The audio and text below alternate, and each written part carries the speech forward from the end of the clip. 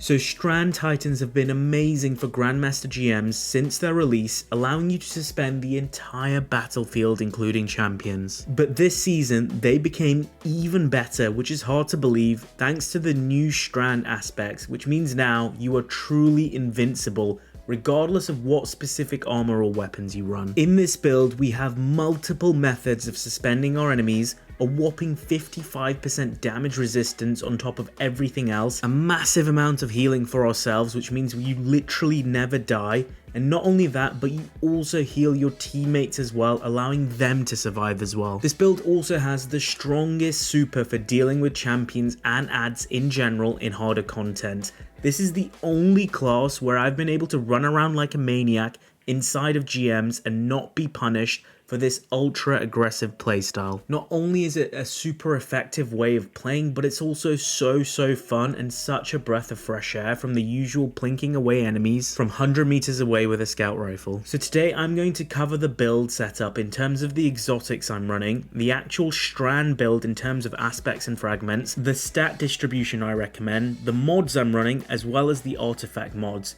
Now the artifact mods are totally optional as the build is super powerful without them, so don't worry, this build will be usable for many seasons to come. Dim link for the build will be in my Discord, link for which will be in the comments or description below. So starting off with the exotic armor we use for this build, it's going to be none other than the Titan exotic boots, the Abeyant Leap. Now these, when you run this with the Titan Strand aspect, Drenga's Lash, improves the aspect and now releases 3 waves instead of 1 when you deploy your barricade, which now tracks aggressively, travels further, and can suspend enemies. Not only that, but when we do suspend enemies successfully through this method, we gain Woven Mail, a strand buff which gives you a monstrous 55% damage resistance for 10 seconds. Now 55% damage resistance when combined with other methods of DR, which I'll discuss later, results in some pretty ridiculous DR stacking, meaning you don't even take much damage in the first place with this build. Our second aspect is going to be the new Strand Titan aspect, Banner of War. Now Banner of War is probably the strongest PvE aspect I can remember being released in recent times. When you get a melee, sword, glaive, super, or finisher kill, it will create a Banner of War which heals you and your allies within a certain radius. This Banner of War is placed on your character's back, so as long as your allies are somewhat near you, they receive the benefit. Obviously you yourself will receive the benefit at all times.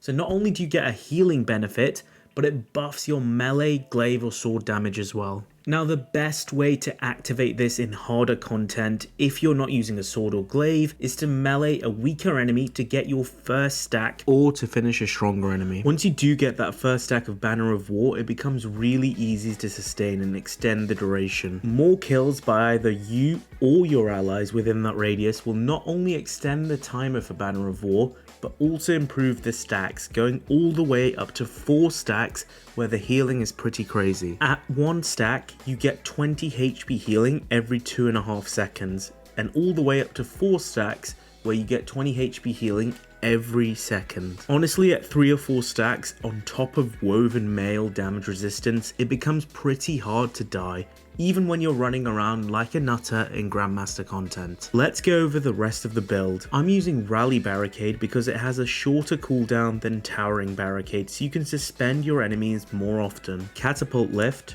Frenzied Blade. Now you get 3 charges of this as a Strand Titan, meaning you can activate Banner of War easily. Shackle Grenade. Now this is a second method for you to suspend your enemies. We've talked about our aspects Banner of War and Drenga's Lash. For your fragments you want Thread of Mind, which plays into that feedback loop whereby defeating suspended enemies is going to recharge your barricade, allowing you to suspend even more enemies afterwards. Thread of Generation, which is a net positive even with that -10 discipline in terms of regenerating your grenade. Thread of Warding, which gives you another method to get Woven Mail.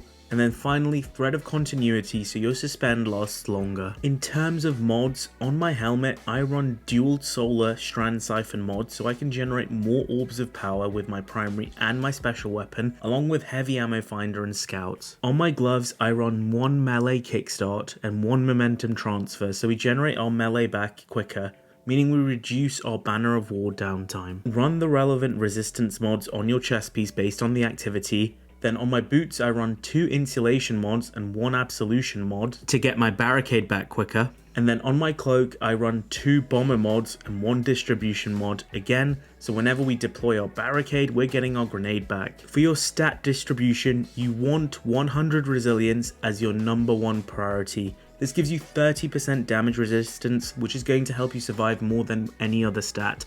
And it reduces your barricade cooldown, which is the centerpiece of the build. Then go for 100 discipline as your second priority to reduce your shackle grenade cooldown. The rest of the stats don't matter as much, but if you do want to prioritize them, then go for strength, intellect, recovery, and mobility in that order. I try not to recommend specific weapons for specific builds because I want you guys to use whatever you want, but there is one weapon that I highly recommend pairing with this build, and that's the exotic auto rifle Quicksilver Storm. It's an exotic primary, meaning it gets bonus damage against red bar enemies, and then because of its homing missiles, which do a fair chunk of damage, it can really tear down stronger enemies as well. Once you get the catalyst, it's a strand primary, and there seems to be strand burn on harder activities a lot this season, and it generates tangles on top, which can create some pretty good explosions.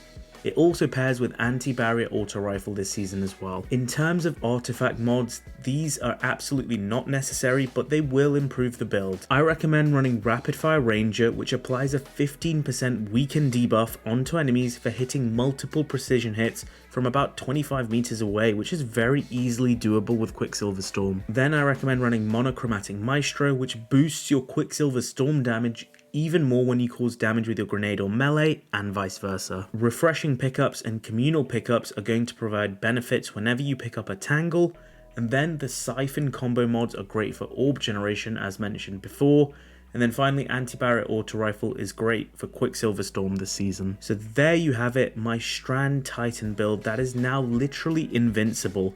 With Quicksilver Storm paired with this build, you'll literally be tearing through Grandmaster activities like no other build, running around supering everything in your path. If you enjoyed what I talked about today, remember to smash the like button and subscribe to the channel for more Destiny builds, both PvE and PvP.